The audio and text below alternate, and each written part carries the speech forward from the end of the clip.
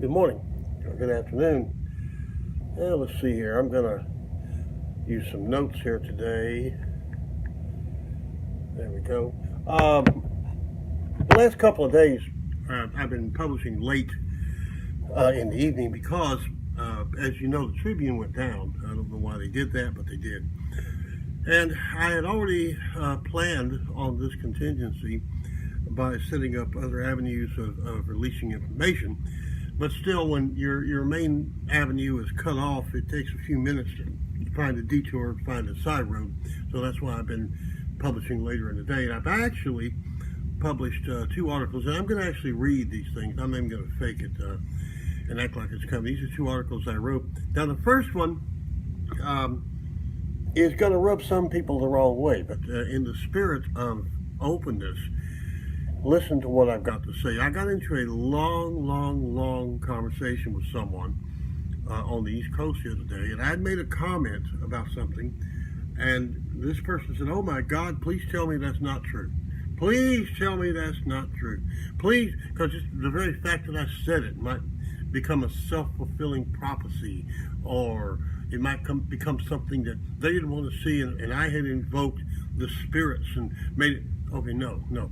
The name of the article is called Political Reality, and it's called that for a reason. Okay? And it starts out, says, "I'm going to tell you something that's going to make you mad." Okay? Michelle Obama is poised to make a credible run for the White House. Okay, now right away, I know I'm going to get the transgenders advocates on here and all this kind of stuff. Just listen to what I got to say. I've got a sixth sense about political reality. This nose for the wind of social events is what led me to write the article, Meet President Trump, while he was still clawing his way through a dozen contenders for the Republican nomination. Everyone thought I was smoking meth, but I was right. Look who's in the White House. Okay. Political reality is not what you wish things to be. It is not what you are led to believe. Remember the article, Yo Mama, Yo Mama? Okay. Political reality is what will work and what will not work. Ad hominem attacks won't work. Michelle is a tranny. One physical at Bethesda Naval Hospital will shoot that right out of the sky. People, well, I've seen her penis through her dress. If you are a real trannies go through great lengths to appear as a woman, if that's what they desire to look like. They certainly don't wear a jockey strap and emphasize their male parts, okay? Oh, her daughters are adopted, okay? DNA. One DNA run and you'll look like a fool. These things have nothing to do with political reality, okay? Political reality is political. Personal ad hominem attacks are the weakest attack there is, and it's petty and it's useless against a political opponent who has their political ducks in a row. Political reality is the fact that most elections run neck and neck. Okay? The women's suffrage tried for decades to get prohibition passed. They tried to influence the entire voting population across the board with marches, speeches, protests at bars. Start from scratch and try to get that 51% needed to get that law. It took a preacher who recognized political reality to get it done. He realized that a substantial number of voters were already temperate. They already were non-drinkers. He didn't worry about them. They already won, okay? He didn't try to convert the pro-liquor voters because they were never going to come over, okay? He zeroed in on the undecided, the 10%. All his work went there. Prohibition passed and Al Capone became a millionaire, okay? He went on to use this formula to depose judges, governors, senators, and this political reality holds to this very day. John Q. Public is not worried about which position Michelle takes to pee. They don't care if she had those girls or she picked them up at the Walmart. They will be thinking about that $16,000, the tax cut out of their pay to give Bill Clinton so he could have caviar as he flew to Ecstasy Island aboard the Lolita Express. Remember, most elections are close, and 49% of the voters will vote for Michelle no matter if she turns green and starts snapping flies out of the air with her tongue. That is a political reality. So keep on with the Alex Jones scenario. Hey, I like Alex. I like Wonder Woman too. They're highly entertaining, but they are not political reality. Michelle is a community organizer.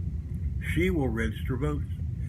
She will get them to the polls. She will focus on that 10%, and she will eat us ass first so our head dies last. So what do? What do?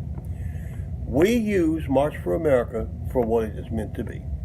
We register the voters. We get them to the polls. We make sure that they understand the issues and know how they're going to vote before they pull the curtain. We make sure the undecided vote is not a crapshoot. A lot of undecided voters remain undecided right up till they pull the switch. We must be focused. We must be determined. We must let people know that we intend to do everything we can to make and keep America great. Call Michelle out her policies. Call her out her ideas, her experience, her expertise. Forget about everything else. Trump's campaign should be a Ben Franklin list of good versus bad, politically. Above all, don't ignore that 10% because therein lies your win or your loss. Okay. That was the one I put out, I think, Sunday. Not sure at the time. I put that thing out, and I thought it was interesting. But the main thing was that the attacks that I got, not attacks, I can't say attacks, because everybody here at March for America has been very nice to me. But it was, a lot of people are still buying into the ad hominem attacks, the tranny attacks, all that kind of stuff. And there's no legs to that story, fellas. There is no legs to that story. That's the problem. If you're going to attack somebody with something that you can make some fodder out of, and those are not what's going to make fodder. Now, another one, I did a one today, and I want to, a friend of mine, Peter Eckers from London, who just reminded me he's an Austrian, not a Brit, but he is in Britain, so I call him a Brit, was put in a sort of Facebook probation house arrest for something he said on one of his groups. And I did this one I thought you'd find entertaining. Ever since Mark Zuckerberg showed his entire ass on Capitol Hill, the world has cast a jaundiced eye toward Facebook. Then he followed up by calling a secret meeting in Silicon Valley that made Alex Jones look far bigger than he ever dreamed he would be. Now he's turned his attention to Peter Eckers. I crappeth thee not. So who is Peter Eckers? Well, if Zuckerberg's track record holds true, Peter's about to be the next big thing.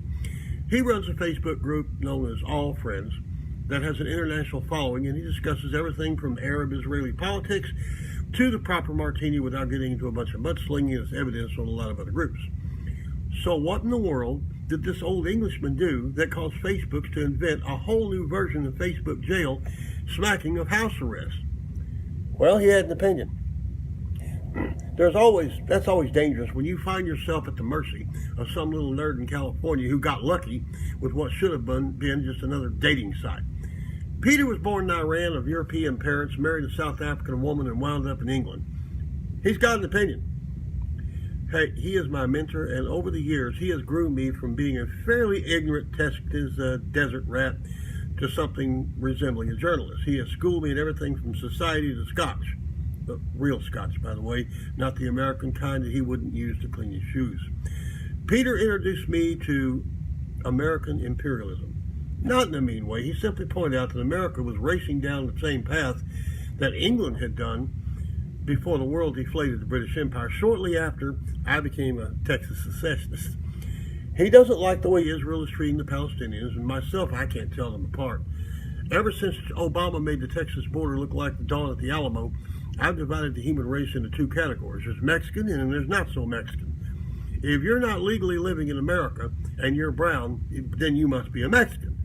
But Peter can tell them apart, and he'll let you know at every given point in a very civilized British way. I think this is what drew Facebook's ire. Freedom of speech and the flow of information really gets under Zuckerberg's skin, as he consistently denies that the biggest social media platform on the planet bears no responsibility to be obedient to the First Amendment of the Constitution of the United States. We've all seen it bastardized over the years. Clinton's what the definition of is, Giuliani's truth ain't truth, and now Zuckerberg's I wasn't with them brothers. Okay? All trying to slither around the simple idea that people have the right to formulate ideas and speak their mind so long as they don't advocate violence. You're allowed to hurt feelings, and apparently Peter hurt Zuckerberg's feelings. You will not see Facebook suddenly disappear. You'll see a gradual deterioration of subscribers. Millennials are already bailing out, believing that the platform is just a relic of a bygone age fit only for old people trying to keep up with their grandchildren and Russians trying to swing elections with funny memes. Millennials gave us the Tide Pod Challenge, by the way, and even they have Facebook's number. The scary part is that Facebook's reach is so vast and business model is so insidious that none of us are safe, be they a conspiracy talk show host in Austin, Texas, or a benevolent old Englishman in London. This bears looking into, friends and neighbors. For now, I raise a glass to the better man, Peter Eckers.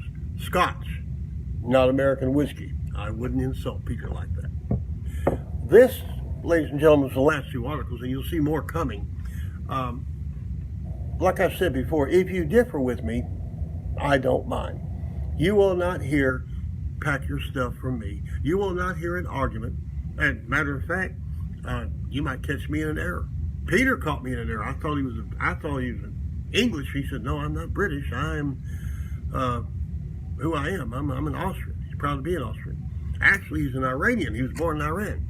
He's an expert on Middle Eastern politics. So when Peter tells you something about Middle Eastern politics, he's probably telling you because he was standing there when it happened. Okay. But the bottom line to this video today is, at March for America, we need to pull together to confront the challenge of the 2020 elections. Okay, I may be wrong. I've been wrong in the past. I may be wrong about Michelle Obama possibly making a run for the White House. But I will say this: if she does make a run for the White House, she will be a contender, and it's going to take us banging doors, registering voters, and hitting the pavement to face up to this contender. Okay, until tomorrow, over and out. God bless you one and all, and I will see you on the